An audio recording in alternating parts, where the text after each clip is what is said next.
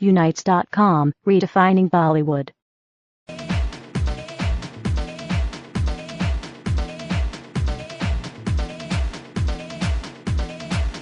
सबसे पहले तो मैं शुक्रिया अदा करना चाहता हूँ गवर्नमेंट ऑफ इंडिया का और मिनिस्ट्री ऑफ होम अफेयर्स का दिल्ली में जिन्होंने मेरी एक्सटेंशन वीज़े की करवाई है।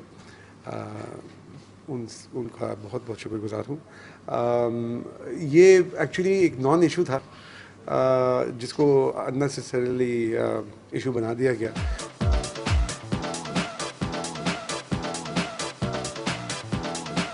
मेरा वीज़ा जो था वो 6 अक्टूबर को एक्सपायर होना था और एक्सपायरीज होती हैं वीज़ेज़ की फॉरेनर्स के लिए।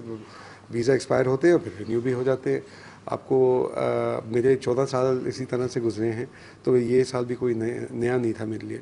तो हस्ब मामूल मैंने एज़ पर यूजुअल मैंने पिछले महीने एप्लीकेशन डाल दी थी अपनी एक्सटेंशन की।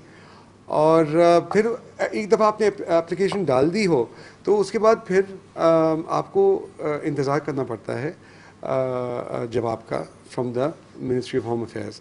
एप्लीकेशन मेरा जो था वो मिनिस्ट्री ऑफ होम अफेयर्स में डायरेक्टली गया था।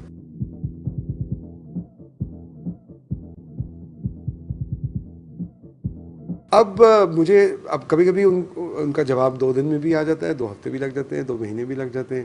एक मरतबा कुछ साल पहले 6 महीने लग गए थे।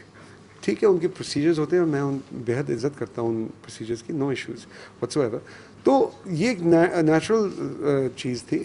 अब ये जब फैमिली कोर्ट में मेरा एक डिस्प्यूट चल रहा है मेरी एक्स वाइफ के साथ, वहाँ पर ये इशू सबसे पहले उठाया गया, जहाँ पे उनके वकीलों ने ये कहा कि जी इनका तो वीज़ा एक्सपायर हो गया है।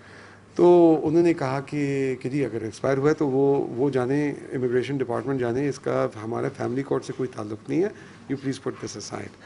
वो बात जब ख़त्म हो गई तो उसके बाद इन्होंने समझा कि ये बात मीडिया में एक्सपोज की जाए और बात की जाए, हालांकि उनका कोई ताल्लुक़ नहीं है मेरे वीज़े से।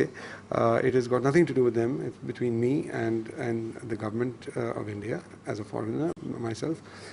तो उन्होंने इस चीज़ को उछालना शुरू कर दिया मीडिया के सामने और उन्होंने इस तरह से प्रोजेक्ट करने की कोशिश की जैसे कि खुदा न खास्ता पता नहीं मैंने क्या कर दिया है, और मिसगाइड किया कि जी इलीगल ठहर रहे हैं और ये कर रहे हैं वो करें, जहाँ लेकिन इस तरह कोई बात नहीं थी। मैं इलीगली बिल्कुल नहीं ठहरा था, क्योंकि मेरा एप्लीकेशन जो था वो पिछले महीने जब सबमिट हो गया था तो मैंने अपनी नीयत जो थी वो साफ जाहिर कर दी थी, जिसके तहत ये था कि भाई मेरा वीज़ा एक्सपायर हो रहा है, बराए मेहरबानी आप मेरा वीज़ा रिन्यू कर दीजिए।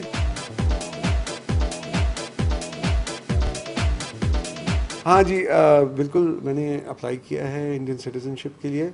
और देखिए 14 साल तो हो ही गए मुझे यहाँ पे, तो ये घर तो ऑलरेडी मेरा है।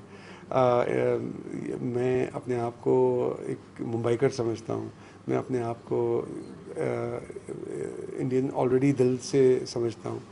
तो अब वो कागज़ी जो एक कार्रवाई है वो अब वो भी कंप्लीट होनी चाहिए, तो वो भी मैंने एप्लीकेशन डाल दी है, वो भी प्रोसेस में है। एक आर्टिस्ट जो होता है, आर्टिस्ट जो है वो ये नहीं देखता कि मेरा ये फ़ैन जो है ये श्रीलंकन है या ये बांग्लादेशी है, ये इंडियन है या ये पाकिस्तानी है।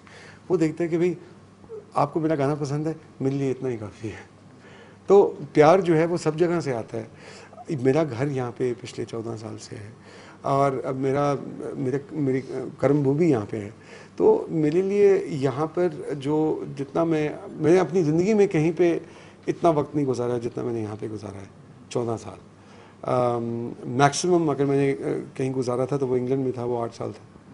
तो और जब मैं स्टडी कर रहा था, तो उसके बाद मैंने कहीं पे इतना वक्त नहीं गुजारा। तो इसलिए लगाव मेरे लिए होम जिसे कहते हैं वो यही है।